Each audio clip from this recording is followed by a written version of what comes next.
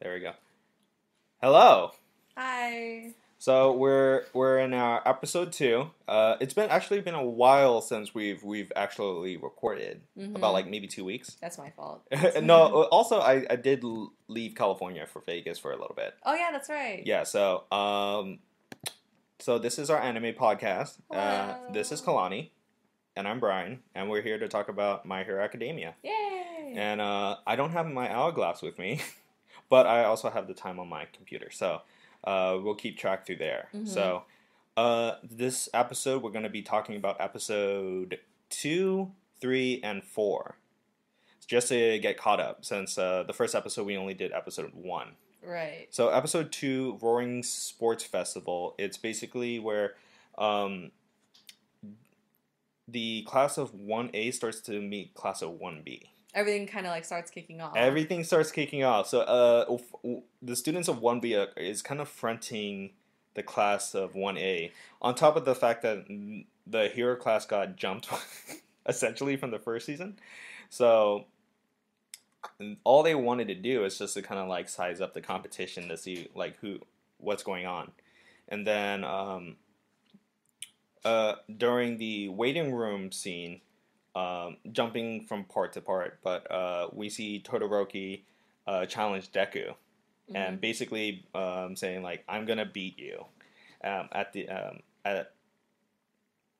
with this whole like tournament arc situation. Right. Yeah, and then we meet some more new characters, which is the chief ref is Midnight. Yeah. She's I assume the fan service of character or something. She has a very interesting character design. Yeah, so apparently she's the R.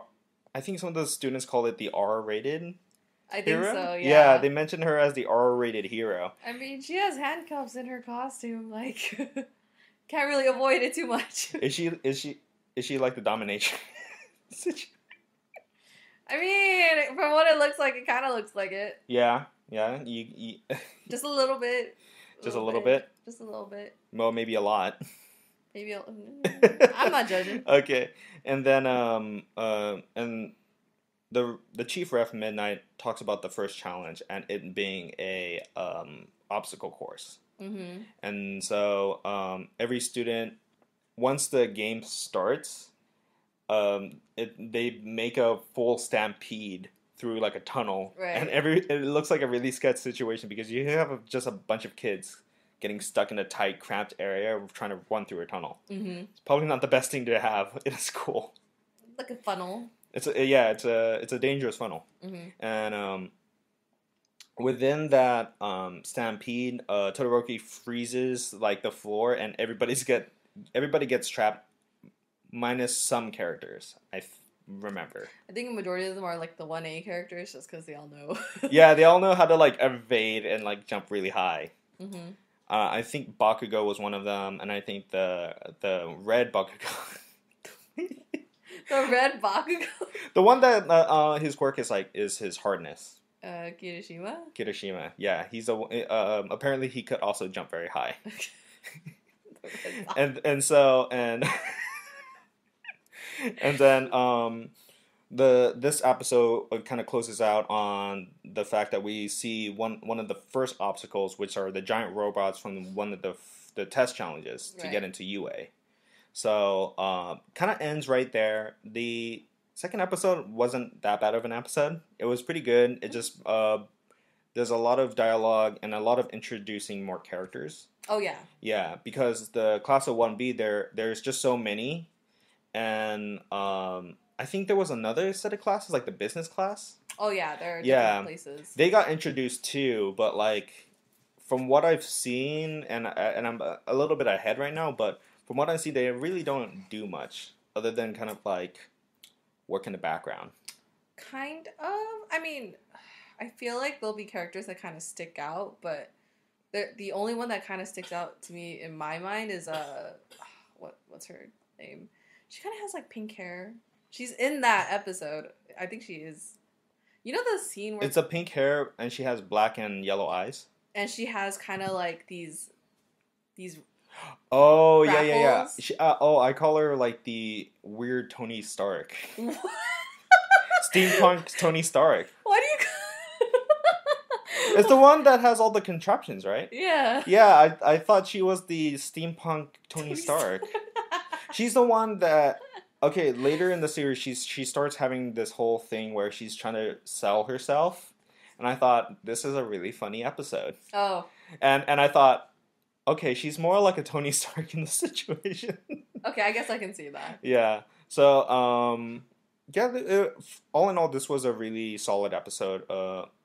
Really kind of see a little bit of what this at least this arc is going on, this whole um, sports not the arena arc. Sorry, the tournament arc. Uh huh. It has in store for us. But yeah, so going into episode 3. Oh, by the way, do you have any questions for me of how I felt about this episode? Well, this episode was very kind of like self-explanatory, right? Because the majority of it was just them going through the first part of the tournament and stuff. Did it get to the end of it?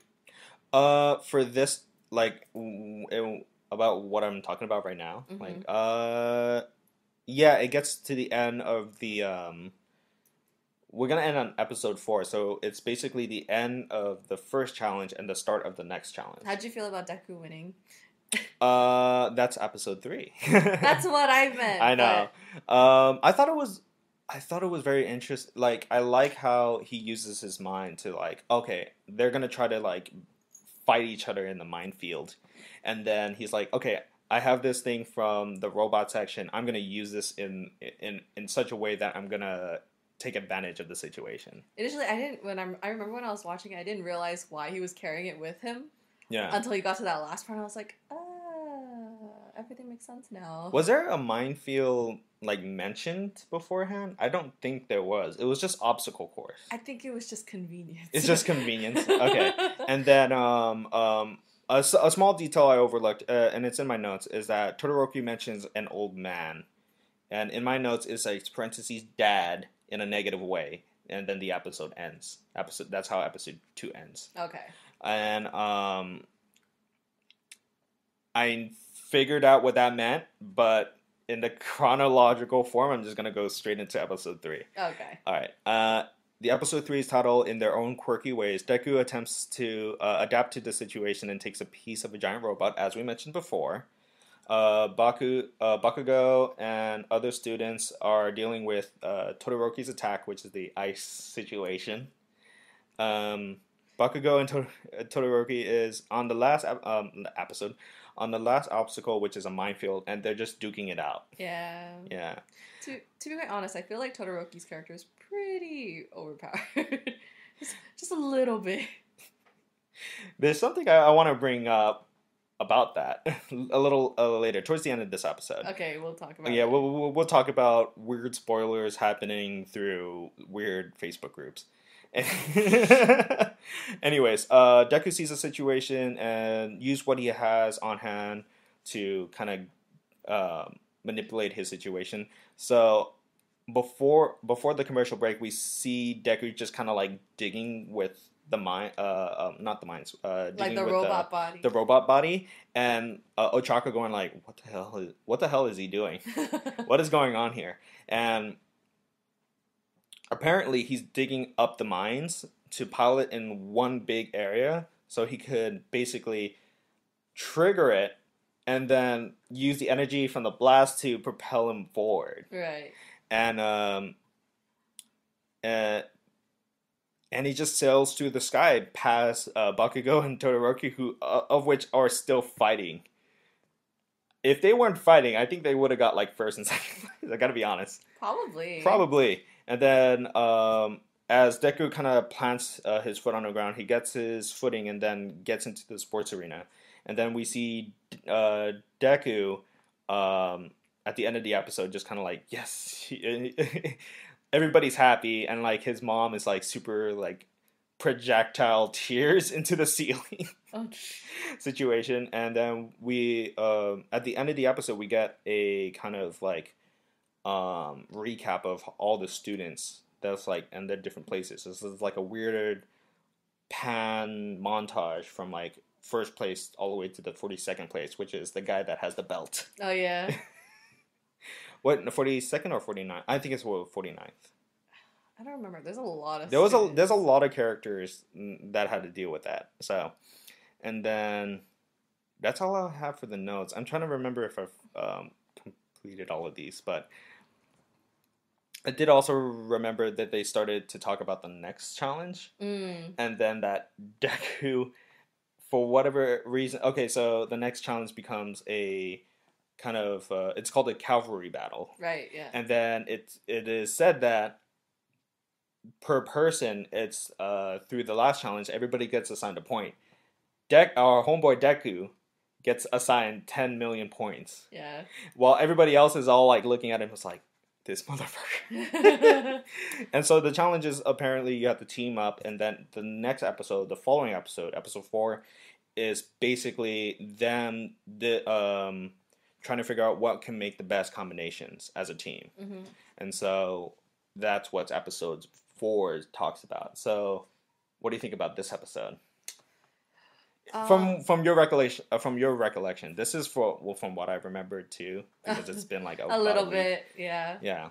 I definitely found it interesting that he won first place. Yeah. When I first watched it, and I was like, oh, nice.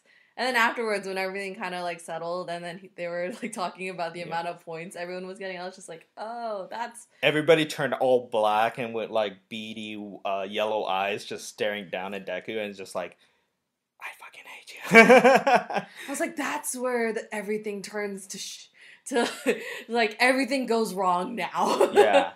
But and we kind of see that Todoroki and Bakugo are really taking this kind of whole tournament thing seriously, as do a lot of students are, but in their own weird way. Yeah. And I say weird because class 1B, we don't see them all too much in these couple episodes. But it starts to make sense later down the line about what's happening. But it's still kind of, these two episodes together, it's a very like 1A class centric. And it just introduces little bits and pieces of like each character. Right. Like even in this episode, like we get introduced to steampunk Tony Stark, and like she all her thing is like she has basically like little kits and stuff to propel her from one point to another. And it kind of makes sense for why she's in the support kind of class, and that's what 1B is. But yeah, I thought that was a really good way for some of these characters to show what they can do. Yeah. I'm trying to remember, because before the minefield thing, it was like the little cavernous canyon thing, and so I think Ida. Didn't he just kind of like stand like he this? He just slid. He just went like this. He just kind of like used his the calves of steel, and just kind of like rocketed across. I think it was a line that one of the previous persons put up. I think it was Steampunk Lady. Maybe. I think it was. It's just funny because he just T-poses. He just T-poses his way down. Anyway, so the next episode is called Strategy. And basically this episode is just our characters teaming up with each other. And the big thing right now is that the character that teams up with Deku is Ochako, Steampunk Tony Stark. Steampunk Tony Stark. And Shadow Dude. Okay. Yeah. And I think that's about it. And you see the person with sticky balls on his head. Sorry, I'm describing these characters in the most oblong way ever. I think his name is Mineta. Mineta teams up with the guy that could like contort his body into like shapes, and that has like 8 arms. Oh damn! I forgot his name too. Yeah, but also he could extend like his arm into like a mouth, and it's like, that's a good idea. I was just kind of like thinking, it's like, Ugh. He has wings made of 4 limbs, and Yeah, there's just yeah, ears and hands at the bottom of some of them. and then Ribbitly. I forgot. I'm gonna get a hate in this Her name comment. is Froppy. Floppy. Froppy. Froppy, not floppy. Sorry, I'm looking over to your friend and I'm just like, am I getting a laugh? I heard that. Okay. And then I mean, her tongue is floppy. sorry. I'm just saying. I'm just saying. I'm sorry, Kalani. I just did a podcast with Vincent, alright? You gotta calm down here. I'm just saying. Let's calm down here. Okay. And yeah, initially a lot of the students try to avoid Deku because they want the points for themselves. How do you feel about Ida walking away from teaming up with? I was just like, that motherfucker. But later I started to realize it's like, oh wait, no, technically it is like it's still a competition. You know what I mean? And it's like as much as they could and or want to work together, it's like they're still kind of like, okay, well, there's ultimately going to be one person on top. Right. You know?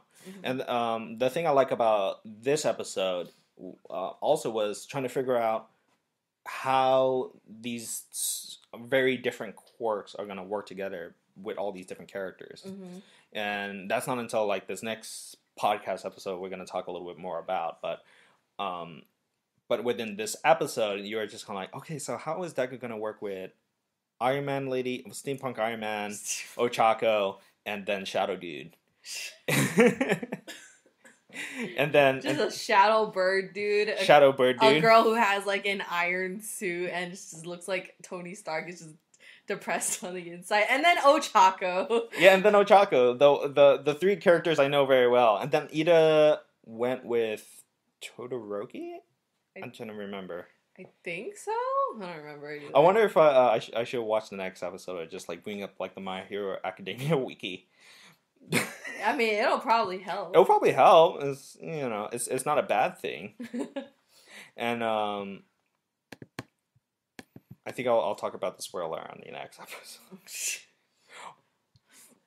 Well, maybe I could talk about it now. You can talk about it now. I can talk about it now, but for this episode is just kind of set up. It's kind of like one of those things where in in a season of anime, especially like something like the fans of Ruby they notice, but like people in like who've been watching anime, it's just like, oh yeah, this is just a purely set up episode.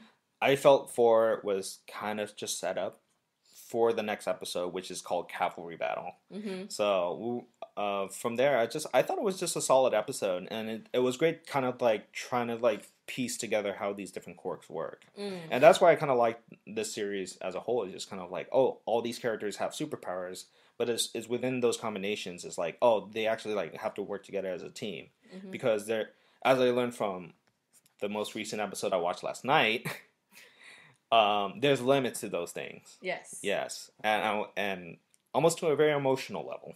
Yeah, I think it kind of helps that it has like each quirk has a limit too. Yeah, because like we were saying, right? Like Todoroki, if he, I don't know, if his power didn't have limits, it would have been very overpowered. Yeah, but it does have limits, and I think that goes with everybody. Like Deku obviously has probably one of the strongest quirks in the show, but he doesn't know how to use his powers, and that's his limitation. Yeah. Ida can use his leg rockets, except there's like an amount of time he can do it before it overheats. Yeah, and stuff like that. So I think those limitations help to kind of show, like, I guess one way you can think about it is that by having limitations for those characters, they had to figure out their way, like their own certain ways around it. Yeah. Which I think is a really good way to develop some character and your different like characters in the show. So speaking of Todoroki and overpoweredness, so this is comic. I'm gonna put this on the link below, but this is a comic book / anime comicbook.com post on the anime thing, and apparently a physics teacher wrote a My Hero Academia question into a test. The And teacher I aspire to be like. Yeah. and it says as follows: Shoto Todoroki is a character from My Hero Academia with the power to control both fire and ice. The only drawback to this blatantly overpowered ability is that the right side of his body will start to freeze if he uses his ice power for too long, and he and he being too smug to use his ice powers after fighting a villain for 10 minutes, he realizes that his right side has accumulated 15.3 kilograms of ice, at which point he decides to get over his daddy issues and starts to use his firepower to melt this said ice. If he wanted to completely melt the ice and subsequently evaporate the water because nobody wants to fight in a soggy uniform, how much heat would it take? And then lists a bunch of like different. I wonder if they got the answer right. I don't know, but I thought it was like, holy shit, this is like I saw that before seeing season 2, and I was just like, did I just spoil something? Because I know the character Todoroki, and I thought his character design is pretty cool, and then next thing you know, I see this, and I'm just like, this is a spoiler? I missed something? Did I miss something? Did he ever talk about his father in like the first season? Yeah, but after I read that and then saw episode 2, I was just like, okay, I think that is his dad. And I don't think we saw his dad for these 3 episodes. I don't think so. I don't think so. I think he comes up during a cavalry battle and the subsequent episode after that. Mm-hmm. But with these 3 episodes, and I think it's like it's the pace is just moving. Yeah. And I feel like there's no like kind of like dead air within these 3 episodes, and I feel like this series, I thought it was going to be like this whole season was going to be like the lead up to kind of like, oh, the mid part was the arc, and then like you thought it was going to be like a big one like this, right? Yeah, so I thought it was going to be a big thing, and then from what I saw on the My Hero Academia wiki, it was like this. Yeah. And I didn't realize that, and so that's why I thought, holy shit, everything's kind of moving. And my idea is like watching Game of Thrones in a weird way, where it's like there's like a weird master plan working in the background, where in the end of the season, like the whole like tournament doesn't really matter in the end because there's gonna be some crazy like villain attack that happens at the arena. But no, this is actually like, oh, it's a normal kind of like, from what I've seen so far, it's kind of like a normal tournament arc. Yeah. Yeah. Which kind of reminds me, and I did talk about this with our other friends, that this kind of reminds me of Dragon Ball, way back in the day where they had a tournament arc. Mm-hmm, mm-hmm. And I was just kind of like starting to reminisce about, it's like, oh yeah, I remember when I think it was Goku or something that took off like his thing, and it was like, oh, it's like now I could finally jump without using this, and it's like his outfit falls on the floor and it's like, and everybody's all like, you've been wearing that the whole time, and then he jumps and he goes, oh yeah, and I was just like, this is funny. Kind of reminds me a little bit about old school Dragon Ball, and something about this anime kind of reminds me. It kind of is like a culmination of like all different like anime stuff all together in one. And I don't know if that was intentional or is it like something kind of planned throughout this series, but you know, it's just something that I was like, okay, this kind of reminds me of like this and other things. At one point I was just like, is this kind of like Japan's answer to Harry Potter? Because it's like All Might kind of reminds me of Dumbledore in a weird way. Deku's like the boy who lived in a weird way. I think if anything, I feel like My Hero is probably like an accumulation of a whole bunch of different shonen animes. Mm-hmm. And obviously shonens are the ones that are like probably the most popular or the ones that get the most attention. Like you could consider Naruto, Dragon Ball Z, One Piece, like all of them would be considered to be shonen and stuff like that. And if anything, because I feel like My Hero kind of mixes all of those in together, but also kind of fixes the problems that some of those old animes used to have. Yeah. There's something about My Hero Academia that I feel like there's like a matureness to it. Yeah. There's themes and aspects to there's nuance to these heroes. There's nuance to these characters. There's um, things and aspects that's like, oh, if you take out the hero part, it's like, oh, this could be like a whole like drama, high school drama situation where Oh, this yeah. kid has to like deal with some really horrible shit like in their family life. You know what I mean? And like what I said in the first season is like there's students that have very set expectations. You know what I mean? Or students that put themselves on this kind of path and their expectations for themselves, not like a parent or like some guardian telling them they should be doing this. No, but them doing putting those expectations on themselves, Right. and then not like matching what they wanted, and then having that sort of drama play out. And so it's really interesting, and I feel like I like this series more now because I'm starting to notice all those small, subtle nuances. Because I thought, okay, this is gonna be like an action sort of like, okay, I could tune out or something, and then the moment in the next podcast episode that I'm gonna talk about, I was just like, holy shit, I should start taking this. There's more to all of these characters than meets the eye, and that's what I'm starting to notice. All the characters definitely have a lot of depth to their design, and I think in the future you get to hear more about a lot of the back characters, which I don't think a lot of like other animes do too frequently because you usually focus on the main one. But in My Hero, you definitely get to kind of get attached to a lot of the other characters and feel their pain, and then you do get a sense of like being able to relate to them, even though their situation is completely different. Yeah, and kind of very foreign and alien because it's like, oh, these are kids that have superpowers. Right, and like obviously we also have superpowers. Yeah, sure. I like to run for long hours. That's my only superpower. Like the Flash. Distance. No, not even fast. It was just like, okay, I'm gonna run for like 3.5 miles per hour for like 2 hours, and I'll be fine. It's not even running, it's just jogging at that point. Anyway, so I would do predictions for the next episode, but I feel like I've already known too much so far. How about predictions on the end of the tournament? I haven't got that far either. So from where I've gotten, it's just bracket situation.